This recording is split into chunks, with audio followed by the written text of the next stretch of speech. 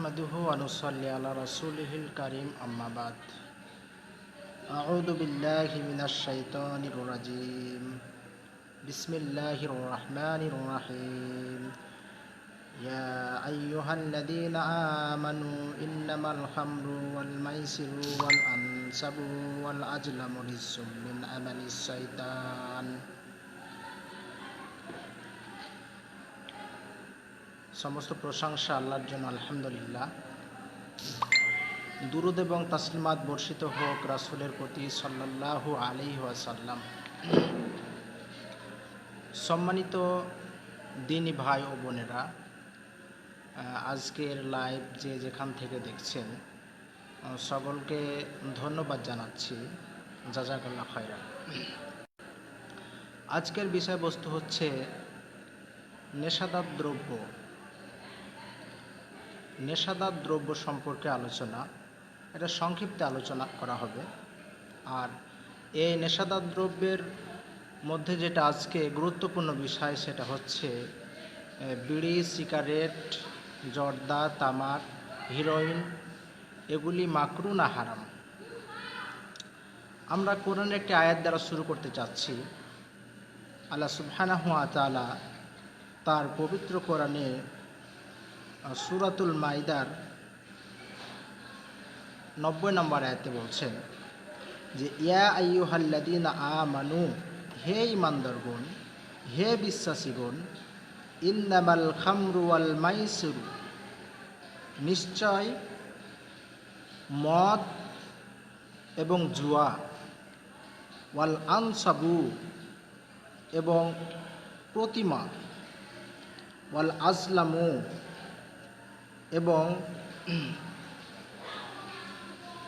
আজলামু এবং ভাগ্য নির্ধারণ, রিজসুম মিন আমালিশ শাইতান, এগুলি হচ্ছে শয়তানের কর্মকাণ্ড।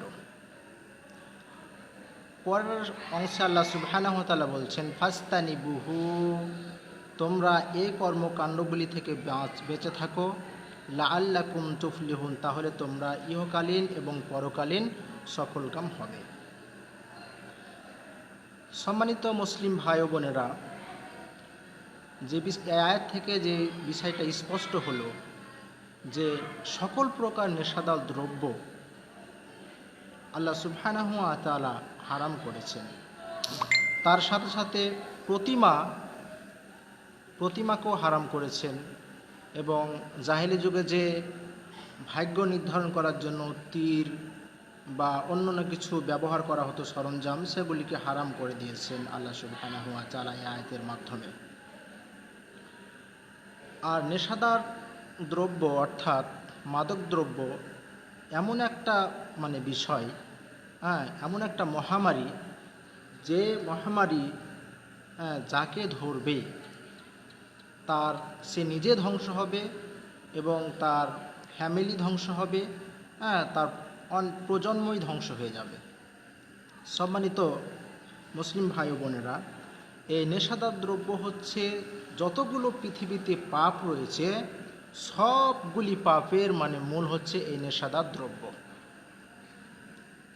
এ সম্পর্কে আল্লাহ নবী সাল্লাল্লাহু আলাইহি ওয়াসাল্লাম তিনি বলছেন, আবু দারদা রাদিয়াল্লাহু তাআলা আনহু বর্ণনা করছেন, তিনি বলছেন যে আউসানি খলিলি, আমার বন্ধু আমাকে উপদেশ দিলেন, অর্থাৎ হযরত মুহাম্মদ সাল্লাল্লাহু আলাইহি সাল্লাম আমাকে উপদেশ দিলেন, সেটা হচ্ছে যে আল্লাহ তুশরিকু বিল্লাহি শাইয়া, তুমি আল্লাহর সাথে কাউকে শরীক করো না।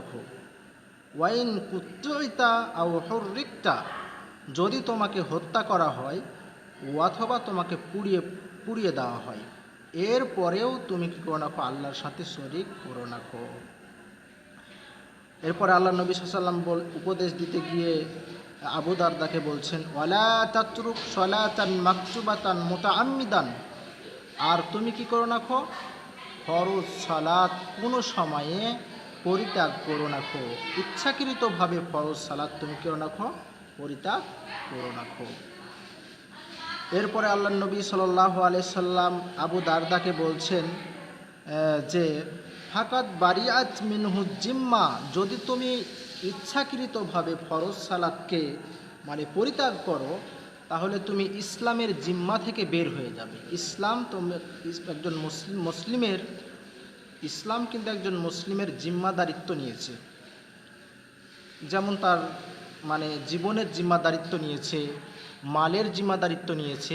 এই জিম্মাদারিত্ব থেকে আল্লাহ সুবহানাহু ইসলাম তাকে মানে কি করবে, খারিজ করে দিবে, বের করে দিবে।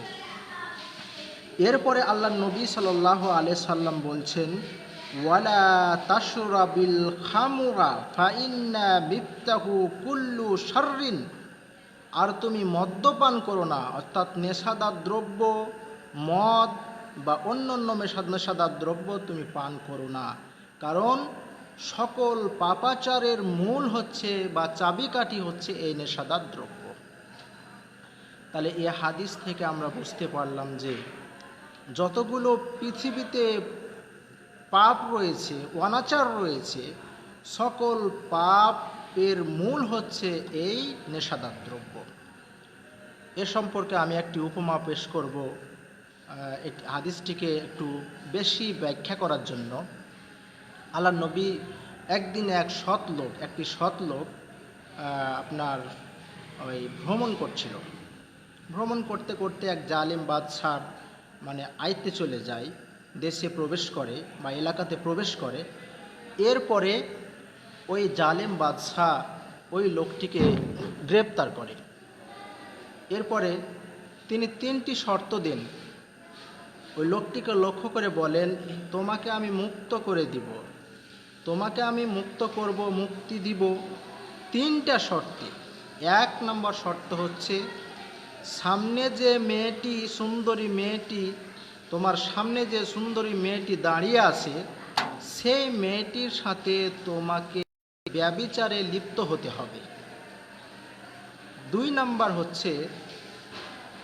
নাম্বার যেটি তিনি শর্ত দিলেন, যে তোমার সামনে যে শিশু বাচ্চা রয়েছে, এই শিশু বাচ্চাটাকে হত্যা করতে হবে। আর না হয় টেবিলের ওপরে যে মদ রয়েছে, এই মদকে পান করতে হবে। এই 3টা শর্তের কোনো একটা শর্ত যদি তুমি পালন করো, তাহলে তোমাকে আমরা মুক্ত করে দিব।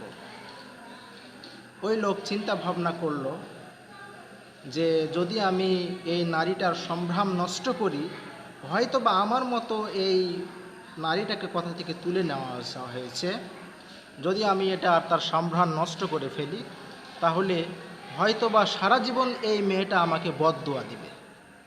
তাই সে এই কাজটা পছন্দ করলো না।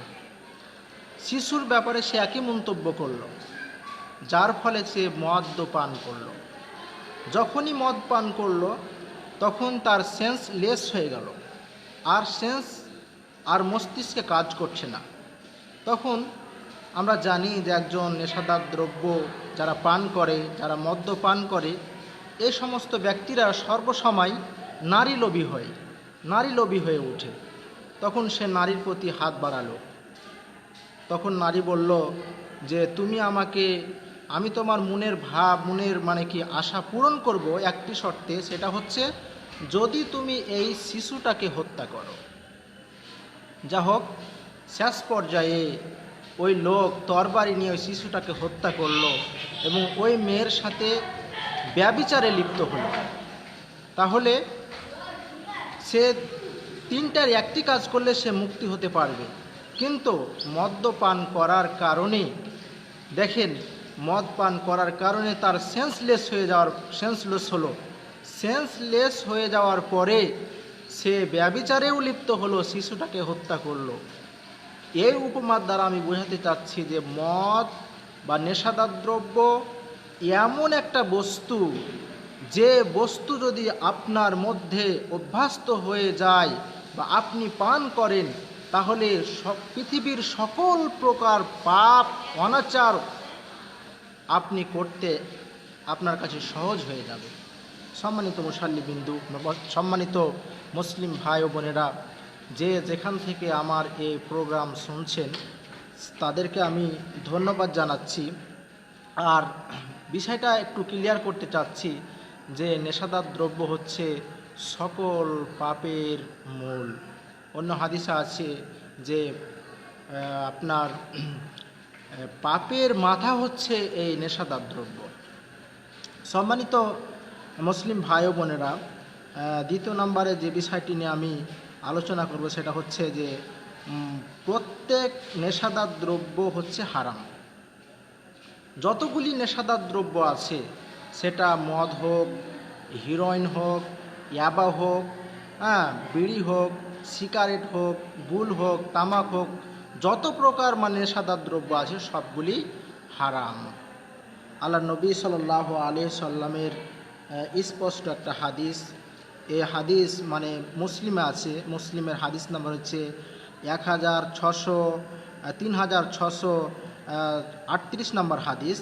এখানে ইবনে ওমর রাদিয়াল্লাহু তাআলা আনহু বর্ণনা করছেন, তিনি বলছেন যে রাসূল সাল্লাল্লাহু আলাইহি সাল্লাম বলেছেন, কুল্লু মুসকিরিন খামরুন, প্রত্যেকটা নেশাদার দ্রব্য প্রত্যেকটা নেশা হচ্ছে মদ।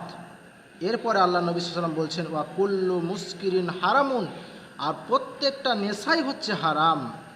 আল্লাহ নবী সাল্লাল্লাহু আলাইহি ওয়াসাল্লাম বলছেন, ওয়ামান শারিবাল খামরা ফিদ দুনিয়া, যে ব্যক্তি দুনিয়াতে মদ পান করবে, ফামাতা, এরপরে যদি সে মরে যায়, মদ পান করতেই আসে, এরপরে যদি সে মারা যায়, তাহলে তার ব্যাপারে আল্লাহ নবী সাল্লাল্লাহু আলাইহি ওয়াসাল্লাম বলছেন, ওয়াহুয়া ইদমিনুহা, তাকে কিয়ামতের দিন অর্থাৎ জাহান্নামে যখন তাকে দেওয়া হবে, তখন জাহান্নামীদের যে সমস্ত পুঁজগুলি রয়েছে, যে সমস্ত রক্তগুলি তাদের শরীর জ্বলে জ্বলে পুড়ে পুড়ে নিংড়াবে, সেই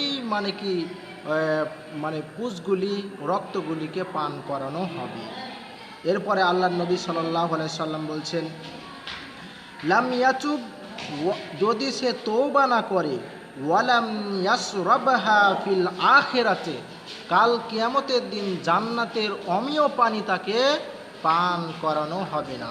তার তাকে জান্নাতের অমীয় পানি থেকে বঞ্চিত করা হবে।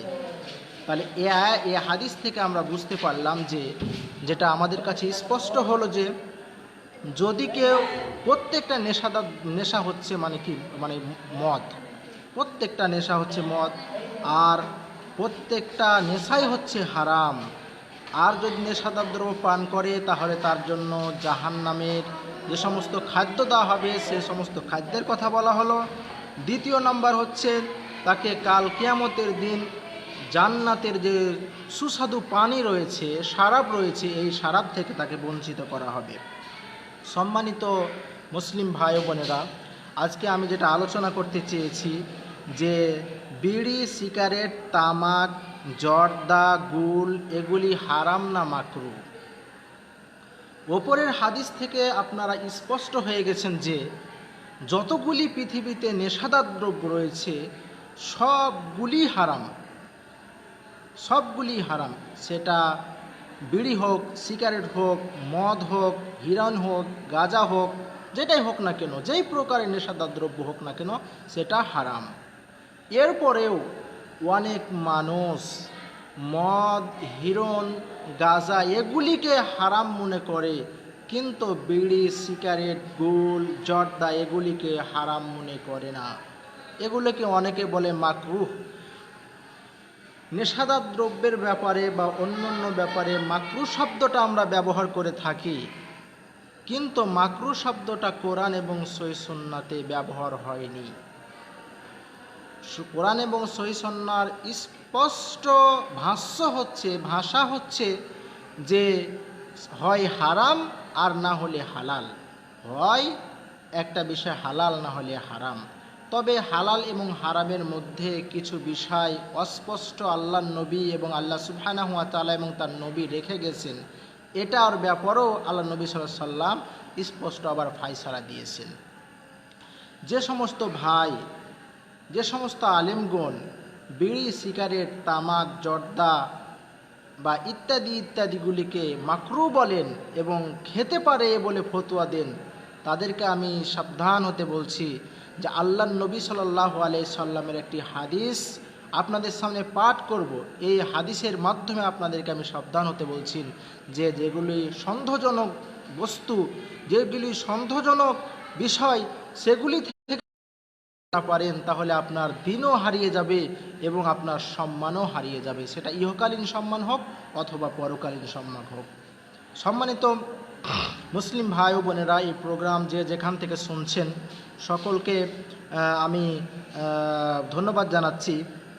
আল্লাহ নবী সাল্লাল্লাহু আলাইহি সাল্লাম সহিহুল বুখারীর একটা হাদিস, সহিহুল বুখারীর হাদিস নাম্বার হচ্ছে 52 নম্বর হাদিস, হাদিসটা মুসলিমে এসেছে, মুসলিমের হাদিস নাম্বার হচ্ছে 9915 নম্বর হাদিস।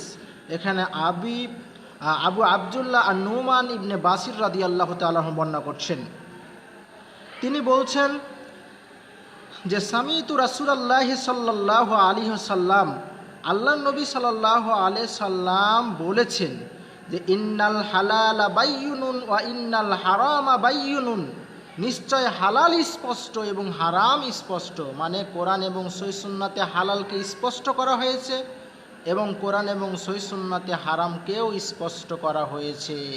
হালাল হারাম এখন চেনা যায়। এরপরে আল্লাহর নবী সাল্লাল্লাহু আলাইহি সাল্লাম বলছেন বাইনাহুমা মুস্তাবিহাতুন, আর বাইনাহুমা উমুরুম মুস্তাবিহাতুন, অর্থাৎ হালাল এবং হারামের মধ্যে যেগুলি রয়েছে এগুলি সন্দেহজনক বিষয়, সন্দেহজনক বস্তু। এরপরে আল্লাহ নবী বলছেন যে লা ইয়ালামুহুন্না কাসীরুম মিনান নাস, কিন্তু সন্দেহজনক বস্তুগুলির ব্যাপারে অনেক মানুষ জ্ঞান রাখে না খুব। তার মানে কোরআন এবং সহিহ সুন্নাতে এই সন্দেহজনক বস্তুর ব্যাপারে কতটুকু সতর্ক হতে বলেছে।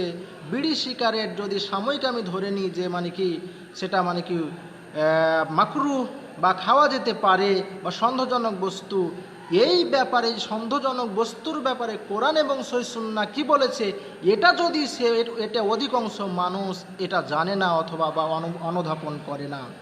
আল্লাহর নবী সাল্লাল্লাহু আলাইহি সাল্লাম বলছেন ফামানিত্তাকাস সুবাহাতু, যে ব্যক্তি সন্দেহজনক বস্তুগুলি খাওয়া থেকে বেঁচে থাকবে, আল্লাহ নবী সাল্লাল্লাহু আলাইহি ওয়াসাল্লাম বলছেন ফাকাদ ইস্তাবরা দীনিহি, সে তার ধর্মকে ঠিক করে নিল, সে তার ধর্মকে ঠিক করে নিল। আর এরপরে আল্লাহ নবী সাল্লাল্লাহু আলাইহি সাল্লাম বলছেন যে ওয়া ইরজিহি, এবং তার সম্মানকে রক্ষা করলো। যদি আপনি সন্দেহজনক মাকরু যদি বলছেন মাকরু বিষয়গুলি থেকে যদি আপনি নিজেকে না বাঁচাতে পারেন একজন মুসলিম হিসাবে, তাহলে আপনার দিনও হারিয়ে যাবে, ধর্ম হারিয়ে যাবে, এমনকি আল্লাহর নবী সাল্লাল্লাহু আলাইহি সাল্লাম বলছে তার সম্মানও হারিয়ে যাবে, সেটা ইহকালীন সম্মান এবং পরকালীন সম্মান দুটাই হারিয়ে যাবে। সম্মানিত মুসলিম ভাই বোনেরা, যারা ফতোয়া দিচ্ছেন যে বিড়ি সিগারেট জর্দা গুল এগুলি খাওয়া মাকরুহ, তাদেরকে আমি উদ্দেশ্য করে বলছি অবশ্যই আপনি এই ফতোয়া পরিবর্তন করেন। কারণ এই সন্দেহজনক এই মাকরু বিষয়গুলো থেকে যদি না বাঁচতে পারেন, আপনার কাছ থেকে ধর্ম হারিয়ে যাবে, আপনি ইসলাম থেকে বাড়িয়ে যাবেন, আপনার ইহকালীন এবং পরকালীন সম্মান আপনার ধ্বংস হয়ে যাবে। সম্মানিত মুসলিম ভাই ও বোনেরা, এরপর আল্লাহর নবী সাল্লাল্লাহু আলাইহি সাল্লাম বলছেন ওয়ামান ওয়াকা ফিল সুবাহাতু, যে ব্যক্তি কি করবে সন্ধিয়ান বস্তুগুলি খেয়ে ফেলবে বা ওগুলির মধ্যে পতিত হয়ে যাবে, আল্লাহর নবী সাল্লাম বলছেন ওয়াকা ফিল হারাম, সে হারামের মধ্যে ঢুকে যাবে। দেখেন হালাল স্পষ্ট এটা খাওয়া খেতে হবে, এগুলি কি খেতে হবে, হারাম স্পষ্ট এটা খাওয়া যাবে না। এরপরে যে হালাল হারামের মধ্যে যে সমস্ত বিষয়গুলি বস্তুগুলি রয়েছে সেই সমস্ত বস্তুগুলি থেকে আপনাকে বাঁচতে হবে। যদি আপনি না বাঁচেন সে সমস্ত বস্তুগুলি থেকে, তাহলে আপনি হারাম কাজ করলেন। আপনার মদ খাওয়া যতটুকু গুনাহ, আপনার হারাম মদ খাওয়া যতটুকু গুনাহ, ততটুকু গুনাহ হচ্ছে সন্ধিয়ান বা মাকরু বিষয়গুলি পান করা বা খাওয়া। সম্মানিত মুসাল্লিবিন্দু, সম্মানিত ভাই ও বোনেরা, এরপরে আল্লাহর নবী সাল্লাল্লাহু আলাইহি সাল্লাম একটি উদাহরণ দিলেন। তিনি উদাহরণ দিতে গিয়ে বলছেন কাররাইয়ারা হাউলাল হিমা ইউসিকু, আল্লাহর নবী সাল্লাল্লাহু আলাইহি সাল্লাম বলছেন ওই ব্যক্তি ওই রাখালের নাই যারা সন্ধিয়ান বিষয়গুলির মধ্যে ঢুকে পড়লো, বস্তিগুলোকে পান করতে শুরু করলো, খেতে শুরু করলো, তারা ওই রাখালের নাই যে রাখাল কোনো শস্য ভূমির নিকটে তার গবাদি পশুগুলিকে চড়ায়, আর সে ভাবতে থাকে যে কোনো সময়তে আমার গবাদি পশু ওই মানুষের শস্যের মধ্যে ঢুকে পড়বে। আল্লাহর নবী সাল্লাল্লাহু আলাইহি সাল্লাম তিনি উদাহরণ দিতে গিয়ে আর একটু তিনি বলছেন যে আলা জেনে রাখো যে ওয়া ইন্না লিকুল্লি মালিকিন হিমা, প্রত্যেকটা মালিকের জন্য বাদশার একটা মানে কি রয়েছে, নির্দিষ্ট স্থান রয়েছে, সংরক্ষিত স্থান রয়েছে। এরপরে আল্লাহর নবী সাল্লাল্লাহু আলাইহি সাল্লাম বলছেন যে আলা জেনে রাখো ইন্না হিমাল্লাহে মুহারিমুহু, নিশ্চয় আল্লাহর মানে কি সংরক্ষিত স্থান হচ্ছে, সংরক্ষিত জায়গা হচ্ছে, সংরক্ষিত বিষয় হচ্ছে হারামগুলি। তাহলে হারাম আপনাকে এখানে দুই ভাগে যদি আপনি ভাগ করেন, যে একগুলি সরাসরি হারাম আর একগুলি সন্ধিহান, তাহলে এই হাদিসের মাধ্যমে আমরা বুঝতে পারলাম সবগুলি হচ্ছে সন্ধিহান, সবগুলি হচ্ছে হারাম। যেটা সন্ধিহান সেটাও হারাম, যেটা মানে হারাম স্পষ্ট করে দেওয়া হয়েছে সেটাও হচ্ছে হারাম। সম্মানিত মুসাল্লিবিন্দু, এই হাদিস থেকে স্পষ্ট প্রমাণিত হলো যে হালাল স্পষ্ট, সেগুলি আপনি ভক্ষণ করবেন, হারাম স্পষ্ট, সেগুলি থেকে আপনি বেঁচে থাকবেন। 2-3 নাম্বার কথা হচ্ছে হালাল হারামের মধ্যে যেটা সন্ধিয়ান আপনি মাকরু ভাবছেন, সেই মাকরু বিষয়গুলি থেকে আপনাকে বেঁচে থাকতে হবে, না হলে আপনার কাছ থেকে আপনি ইসলাম থেকে বেরিয়ে যাবেন। 2 নাম্বার কথা হচ্ছে আপনি তো ইসলাম থেকে বের হবেন, 2 নাম্বার কথা হচ্ছে আপনার সম্মান আল্লাহ ইহকালীন নষ্ট করে দিবেন এবং পরকালীন নষ্ট করে দিবেন। সম্মানিত মুসাল্লিবিন্দু, আপনি কিভাবে এই অনেকেই সিগারেট, তারপরে বিড়ি, সিগারেট, জর্দা এগুলিকে মাকরু মনে করে খেতে পারেন, বা হালাল? মাকরু মানে আপনি বলছেন খেতে পারে, তার মানে হালাল কিছুটা মনে করে খেতে পারেন। সম্মানিত মুসাল্লিবিন্দু, সম্মানিত ভাই ও বোনেরা, যে যেখান থেকে আমার এই প্রোগ্রাম শুনছেন, আমি সংক্ষিপ্তভাবে বুঝাতে চাচ্ছি, যেখানে হালাল কিছু বস্তু রয়েছে, যেমন আপনাকে বলি পেঁয়াজ ও রসুন, এগুলি কিন্তু হালাল, এগুলি কিন্তু হালাল খাদ্য। এরপরে আল্লাহ নবী সাল্লাল্লাহু আলাইহি সাল্লাম বলছে কাঁচা পেঁয়াজ এবং কাঁচা রসুন তোমরা খেয়ে মসজিদে আসো না। তাহলে কাঁচা পেঁয়াজ এবং রসুন হালাল বস্তুর ওপরে যদি এত নিষেধাজ্ঞা হয়, যেটা সন্ধিহান মনে করছেন আপনি, কিন্তু আমাদের কাছে হারাম, আমরা সেটাকে হারাম মনে করি। আপনি যতই বড় আলিম হন না কেন, সেটা যদি আপনি খান বা সেটাকে মাকরু হিসাবে খাওয়ার অনুমতি দেন, কিন্তু আমাদের কাছে সেটা হারাম। সেই হারাম বিষয়গুলিকে কিভাবে আপনি হালালের ফতোয়া দিতে পারেন, অথচ আপনি একজন সৎ ব্যক্তি, অথচ আপনি একজন আলেম, অথচ আপনি হচ্ছেন মানে কি ইসলামের ধর্মগুরু। সম্মানিত মুসলিম ভাই বোনেরা, আপনারা এই সমস্ত ফতোয়া যারা দিচ্ছে তাদের কাছ থেকে সতর্ক হন। সম্মানিত মুসলিম ভাই বোনেরা, আমি বলতে চাচ্ছি যে আপনি যে বিড়ি, সিগারেট, জর্দা, গুল এগুলিকে হালাল মনে করে খেতে বলছেন, মাকরু মনে করে খেতে বলছেন, অথচ এটা সন্ধিহান না, এর সন্ধিহানও না, এটা হলো হারাম, এরপর আপনি খেতে বলছেন। কিন্তু আপনি কি একবার চিন্তা ভাবনা করেছেন, চিন্তা করে দেখেছেন যে হালাল খাদ্য পেঁয়াজ, রসুন, এগুলিকে আল্লাহ নবী সাল্লাল্লাহু আলাইহি সাল্লাম কাঁচা অবস্থায় খেতে মানা করেছেন? কেন মানা করেছেন? তার দুর্গন্ধের কারণে। পেঁয়াজ এবং রসুনের এত দুর্গন্ধ না, তারপরে সামান্য যেটুকু আছে সেটুকুর কারণে আল্লাহ নবী সাল্লাল্লাহু আলাইহি সাল্লাম নিষেধ করেছেন। কিন্তু এই বিড়ি, সিগারেট, জর্দা, গুল এত যে মানে দুর্গন্ধ, এর মধ্যে এত দুর্গন্ধ রয়েছে, এটা আল্লাহু আলাম, আল্লাহ ভালো জানে। যে মুসাল্লি, একজন ভালো মুসাল্লি যারা এগুলো পান করে না, এরা যদি তার মানে পার্শ্বে সালাতে দাঁড়িয়ে যায়, তাহলে কত যে কষ্ট পায় আল্লাহ সুবহানাহু ওয়া তাআলা ছাড়া কেউ ভালো জানে না। সম্মানিত মুসাল্লিবিন্দু, এ ব্যাপারে আমি একটি হাদিস, বুখারীর একটি হাদিস পেশ করব। বুখারীর হাদিস নাম্বার হচ্ছে 813 নম্বর হাদিস। জাবির ইবনে আব্দুল্লাহ রাদিয়াল্লাহু তাআলা আনহু বর্ণনা করছেন, তিনি বলছেন যে মান আকালা সুমান আও বাসালান, যে ব্যক্তি কাঁচা পেঁয়াজ এবং কাঁচা রসুন খাবে, আল্লাহ নবী বলছেন ফালা ইয়াতাজিল না, সেজন্য আমার কাছে না আসে। আল্লাহ নবী সাল্লাম বলছেন কেউ যদি কাঁচা পেঁয়াজ কাঁচা রসুন খায় সেজন্য আমার নিকটে না আসে। আল্লাহ নবী সবাইকে বুকে টেনে নেয়, পাশে বসতে বলে, কেউ আসলে তা বসতে বলে, আর আল্লাহ নবী বলছেন যে সেজন্য আমার নিকটে না আসে।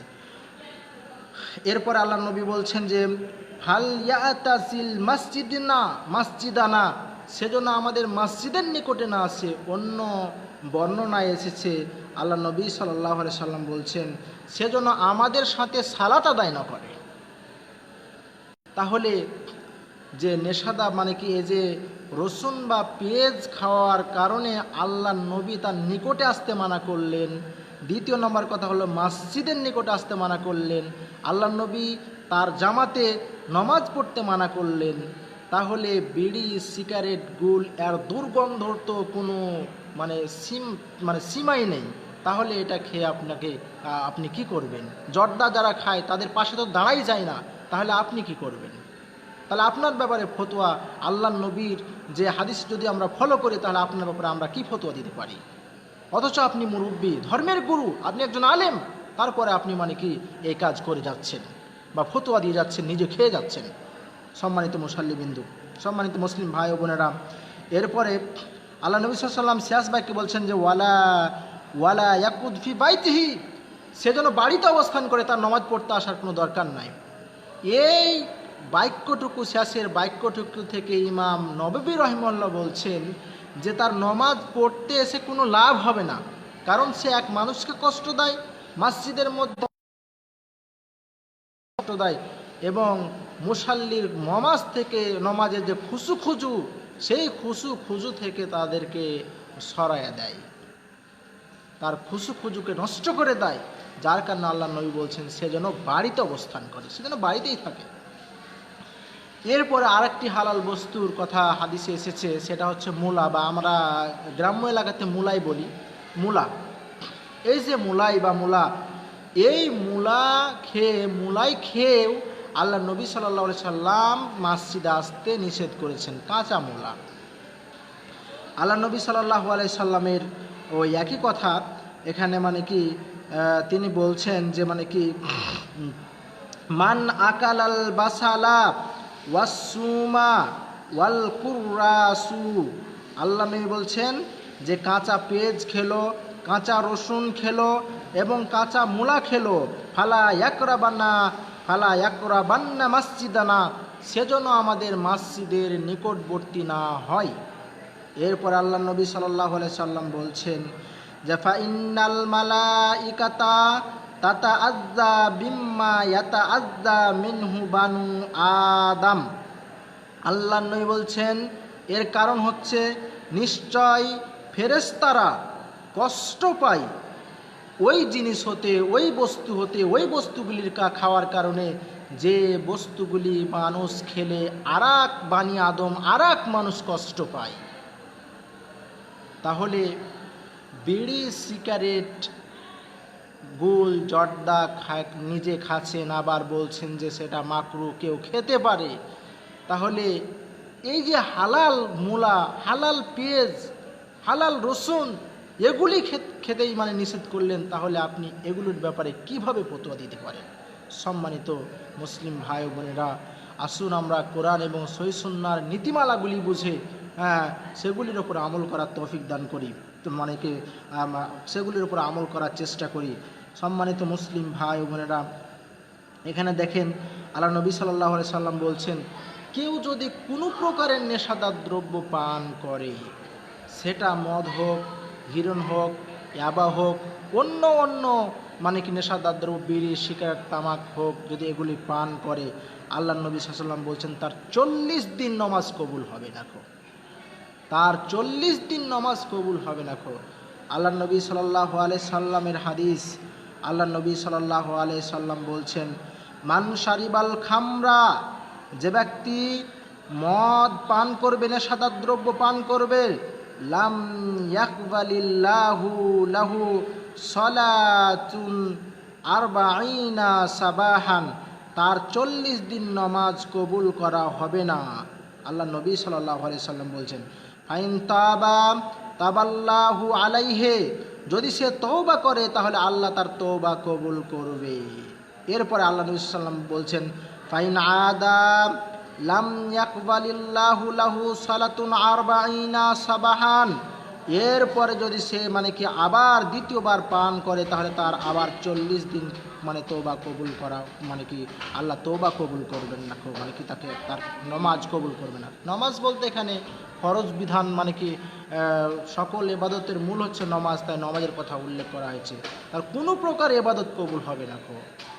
এভাবে যদি সে পালন পান করতে থাকে তাহলে আল্লাহ নবী সাল্লাল্লাহু আলাইহি ওয়াসাল্লাম বলছেন, যদি পান করতে করতে মারা যায় তাহলে তাকে করা হবে ওয়াসাকাহু মিন নাহারিল খাবাল, কাল কিয়ামতের দিন জাহান্নামের যে সমস্ত জাহান্নামীরা যে পুড়ে পুড়ে পুড়ে যেই সমস্ত রক্ত এবং পুজ নির্গত হবে, সেই রক্ত এবং পুজ তাদেরকে পান করা হবে কাল কিয়ামতের দিন। সম্মানিত মুসাল্লিবিন্দু, তাহলে এই হাদিস থেকে আমরা বুঝতে পারলাম যে কেউ যদি নেশাদার দ্রব্য, যে কোনো নেশাদার দ্রব্য হোক না কেন, সেটা যদি পান করে তাহলে কাল কিয়ামতের দিন তাকে যে শাস্তি দেওয়া হবে সেটা হচ্ছে তিনাতুল খাবাল খাওয়া হবে, অর্থাৎ খাবাল খাওয়া হবে। খাবাল হচ্ছে জাহান্নামীদের যে পুড়ে পুড়ে যে রক্ত এবং পুজ বের হবে, সেই রক্ত এবং পুজগুলি আল্লাহ সুবহানাহু ওয়া তাআলা করবেন, তাদেরকে খাওয়াবেন। সম্মানিত মুসাল্লিবিন্দু, সম্মানিত মুসলিম ভাই ও বোনেরা, শেষের একটি হাদিস যেটা আমি বলতে চাচ্ছি সেটা হচ্ছে, অনেকেই মনে করে যে নেশাদার দ্রব্য, যে কোনো নেশাদার দ্রব্য খাওয়া হারাম, কিন্তু সেটা পান করা বিক্রয় করা, ক্রয় বিক্রয় করা বা বিক্রয় করা হালাল। অনেকে মনে করে বিক্রয় করে, দোকানে সিগারেট রাখে, গুল রাখে, এই যে গুল জর্দা এগুলি রাখে, তাহলে এগুলি কেমন হবে? আল্লাহ নবী সাল্লাল্লাহু আলাইহি সাল্লামের একটি হাদিস, তিনি মক্কা বিজয়ের দিন তিনি স্পষ্টভাবে বলেছেন যে ইন্নাল্লাহা ওয়া রাসূলুহু, নিশ্চয় আল্লাহ তাআলা এবং তার রাসূল হাররামা বাইল খামরে ওয়াল মাইতাতে, আল্লাহ তাআলা করেছেন মদ অর্থাৎ নেশাদার দ্রব্য, যত প্রকার নেশাদার দ্রব্য রয়েছে সবগুলিকে বিক্রয় করতে আল্লাহ নবী সাল্লাল্লাহু আলাইহি সাল্লাম নিষেধ করেছেন।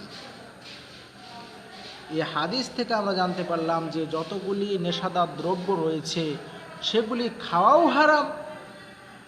হারাম, এবং দ্বিতীয় কথা হচ্ছে ক্রয় বিক্রয় করা অর্থাৎ বিক্রয় করা হারাম।